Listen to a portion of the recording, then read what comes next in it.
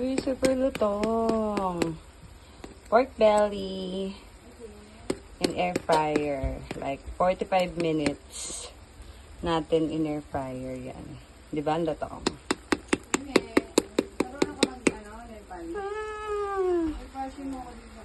Very fancy. Ayan, lutong niya, oh. I-rest muna natin for about 15 minutes bago natin i-slice. Ganda. Pantay na pantay yung pagkakaluto niya.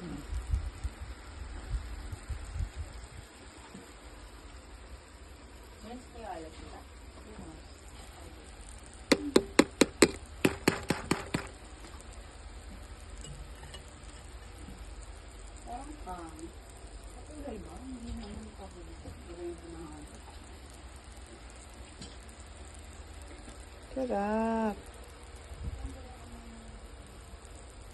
Happy eating!